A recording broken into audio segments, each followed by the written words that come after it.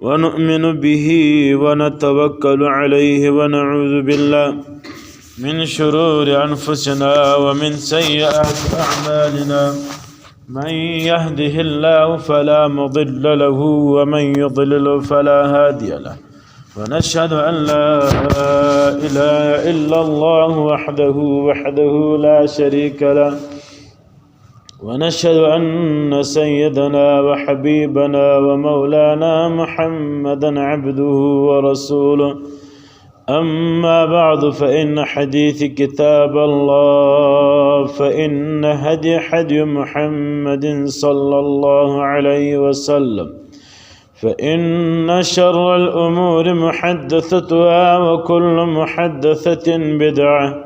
وكل بدعة ضلالة وكل ضلالة في النار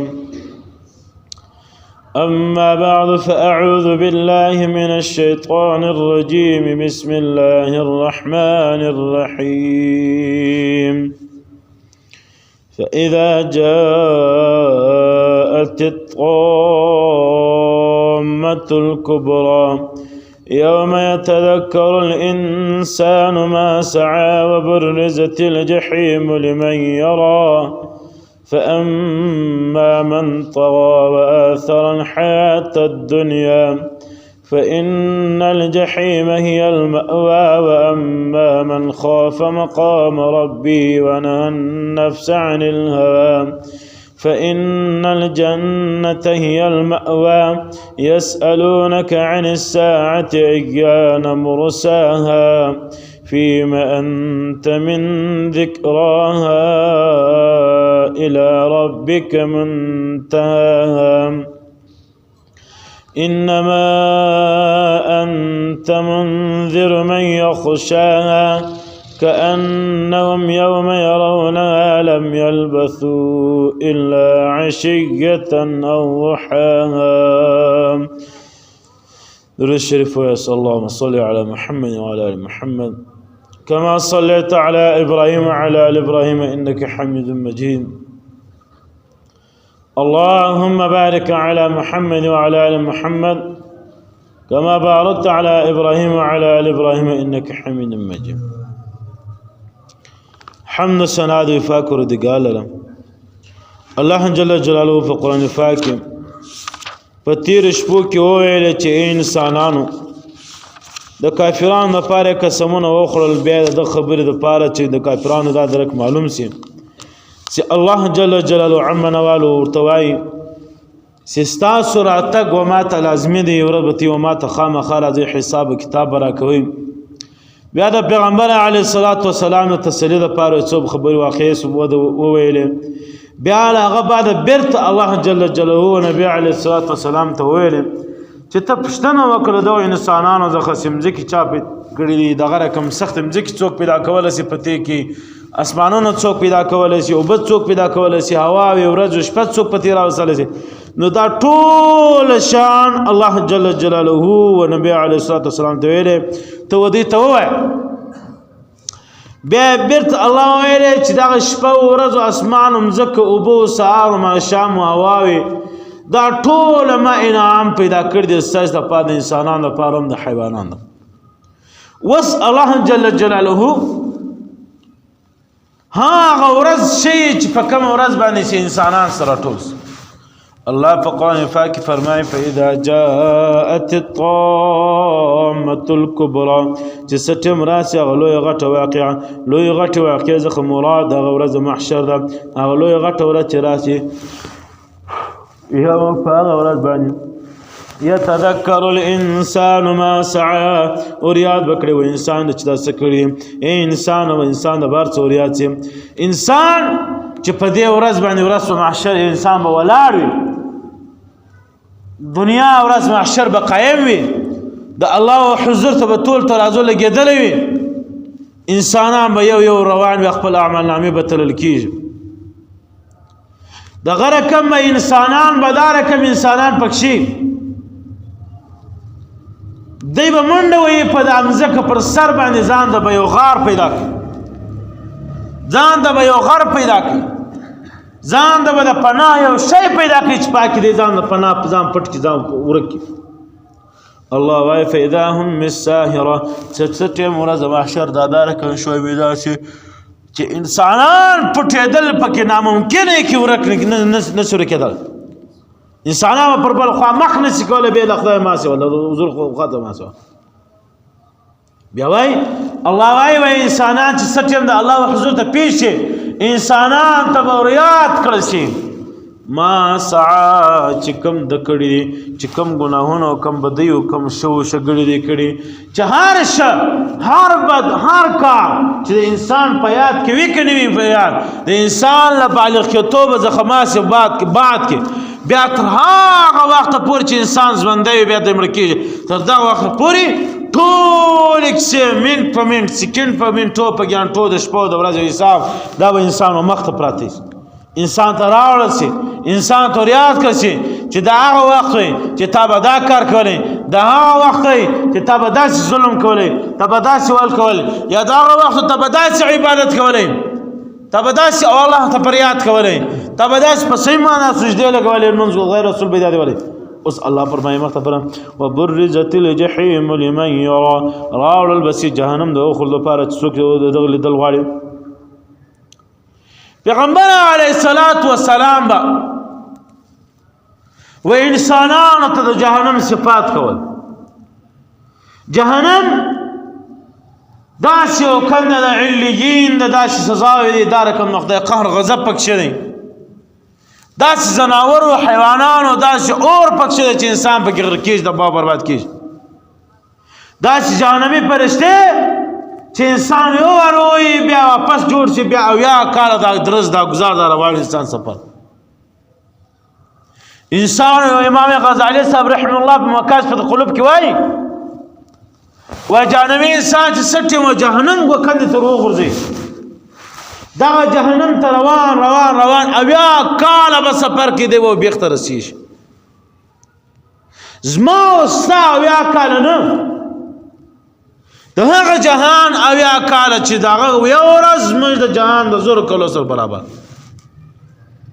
هغه اویا کاله به انسان سفر کې د جهنم و پای ته تخته بزان تخانه د بزان رسي نو بیا به دا کفار به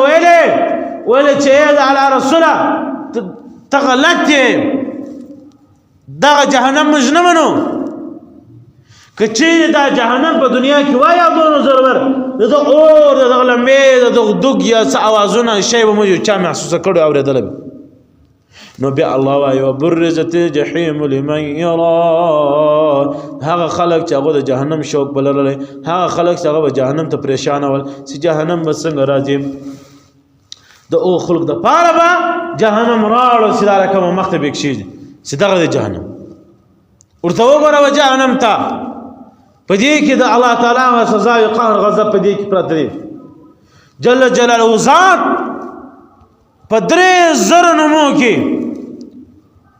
د الله جل جلاله 3000 نومونه زر نومونه دا صف و ملائکو و فرشتو ته معلومه زر نومونه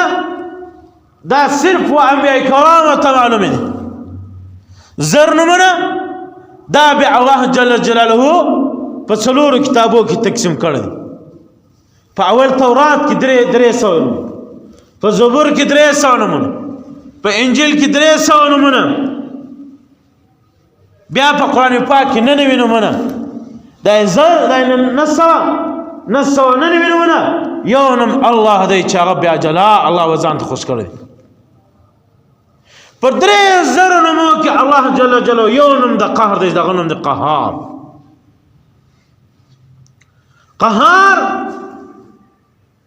پدانو ټول نمونه 2999 نمونه دا ټول د رحمت نمونه یو نم د قهر داسې جهنم تیار کړی دی داسې اور تیار کړی دی داسې عذاب تیار کړی دی دغه باقاعده خپل کتابونه دي زس متعلقم قربان سم بد میزن وشي کېږم ته وکړ داسې سزا انسان زړه نه غواړي چې وی وای داسې سزاوي کې لیکل یو سزا لیکل سوې وه چې یو انسان د بل انسان غیبت کوي د دغه انسانو به د اول سن دا رقم د انسان پر سر باندې دا رقم اوښتی د شا لخوا پس کېږي دا بل سن به په مځکه پروت دی د انسان پښې به پر لګېږي تګ به نشي کولی په دا پښو په دا سن به خېږي او نس به ډک کړي له غوښو څخه انسانان به ورته وایي تېر څه له مخه ووځه فرشتې به ورته وایي دا د هغو له مخه نشي وتلی چې د پلانې ورور پلانې کرور پلانې انسان د پلانې انسان د غیبت کولو څخه ماپین یې غوښتي د دغه انسان غوښې خوړلي د پلانې انسان غوښې خوړلي دي نور دا رقم قسم قسم عذابونه الله پکې لیکلي جل جلاله دې ځان وساتي الله وایي وبرزت الجحیم لمن یرا هغه انسانان چې د جهنم شوق لري هغو ته به جهنم راوړل شي علماء کرام فرمایي وایي دی به جهنم ته دا رقم ورکړي جهنم ته ورښکاره کړي بیا الله په قرآن پاک کې فرمایي فاما من طغى دغه جهنم د هغو خلکو لپاره چا چې سرکشي کړې ده فآثر الحیات الدنیا سرکشي په تېر آیات په تېر صورت کې الله واما من طغى صورت کې وویلې سرکش انسان و هغو خلکو ټول کړي چې هغه د الله له عبادتو او د جل جلاله له احکاماتو باندې غلط کار کوي چې هغه د الله تعالی قهر په زیاتې شي دغه بیا الله وایي فاما من طغى له دغه څخه بیا دی بل څوک رااخلي طغى سرکش څخه مراد د الله جل جلاله په خپله په قرآن پاک فرمایي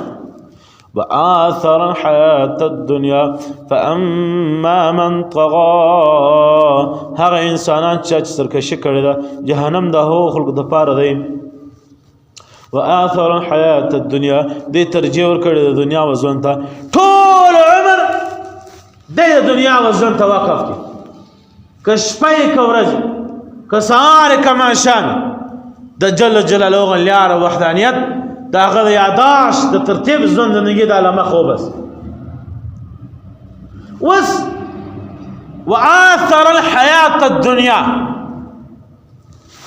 ترجیح ورکول د دنیا و ژوند ته